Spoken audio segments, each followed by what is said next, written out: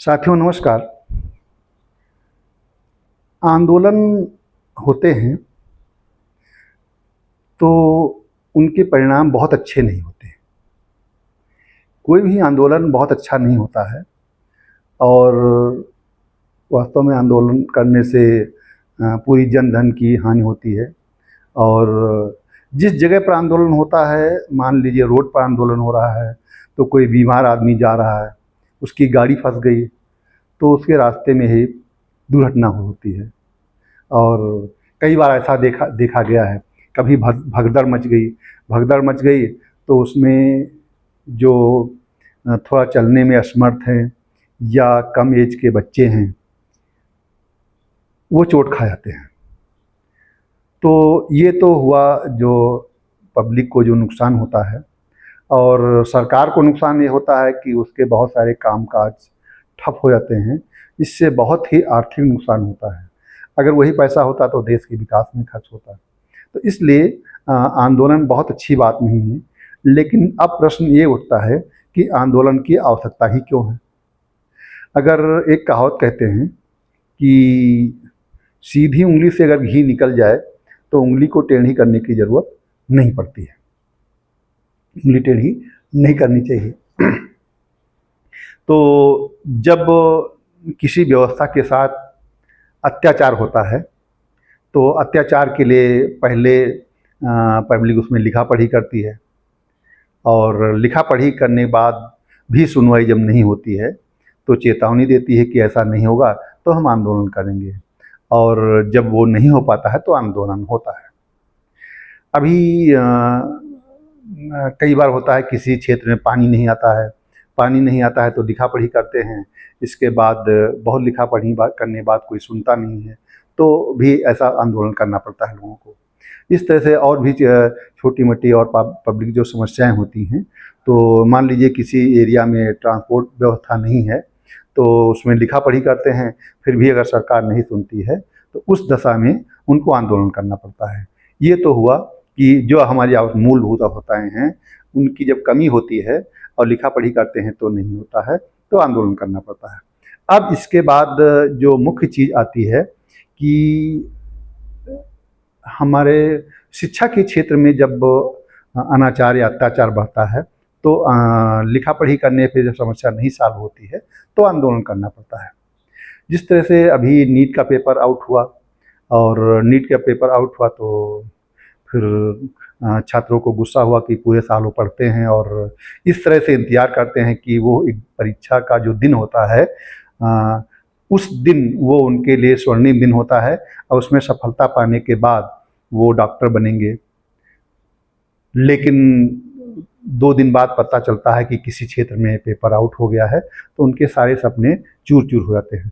उस सपने के पीछे उनके अकेले सपने नहीं होते हैं, परिवार के भी सपने होते हैं, समाज के भी सपने होते हैं, उनके रिश्तेदारों के भी सपने होते हैं कि फला रिश्तेदार का लड़का अगर डॉक्टर बन गया तो हमारे परिवार का नाम रोशन करेगा, प्लस इस एरिया में चिकित्सा सुविधाएँ भी हो जाएँगी जिससे हमें फ़ायदा मिलेगा।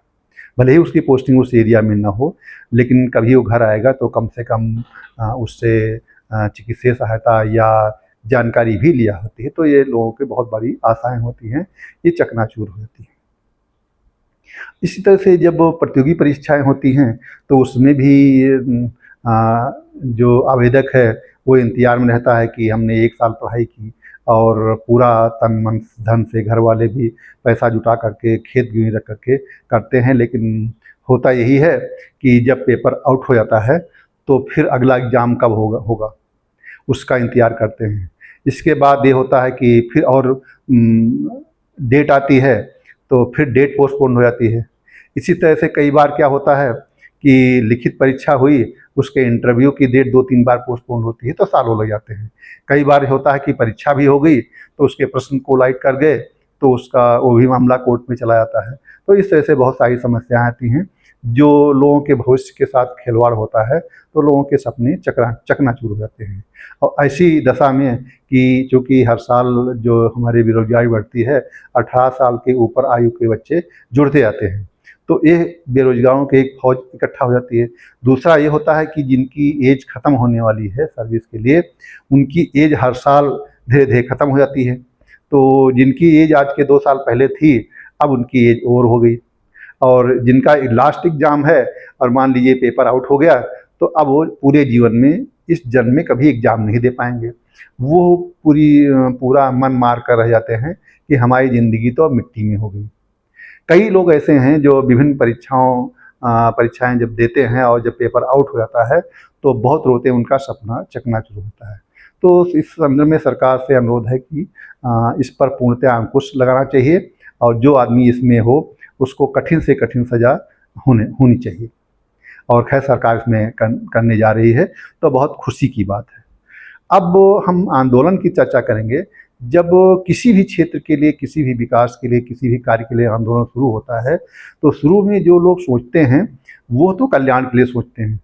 इसके बाद उस आंदोलन की भीड़ में कुछ लोग और आ जाते हैं, जो अपराधी किस्म के होते हैं।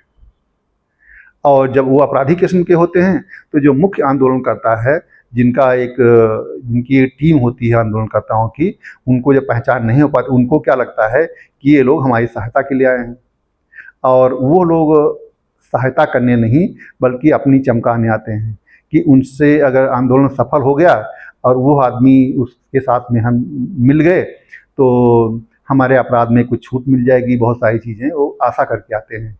और इसके बाद उसका प्रचार होता है, तो जो मुख्य आंदोलन करता है उसका आंदोलन फीका पड़ जाता है और समाज में उसकी बदनामी भी होती है।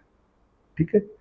और ठीक उसके कुछ दिन बाद जब आंदोलन चलता है, काफ़ी चरम सीमा पर पहुँच जाता है और लग रहा है कि आंदोलन में सफलता मिल जाएगी, तो कुछ राजनीतिक पार्टियाँ भी आती हैं। जब राजनीतिक पार्टियाँ आ जाती हैं, तो काफ़ी आंदोलनकर्ता जो बहुत होशियार हैं, उनके मुखिया तो उसको मना करते हैं कि हमारे मंच पर कोई भी राजनीतिक पार्टी का नहीं आएगा। लेकिन जब उनको बिल्कुल लग रहा है कि हमें सफलता कहाँ से मिलेगी, कौन हमारी सहायता करेगा, तो अंत में वो हाँ कर देते हैं। और जब हाँ कर देते हैं, तो विभिन्न पार्टियाँ जब आ जाती हैं।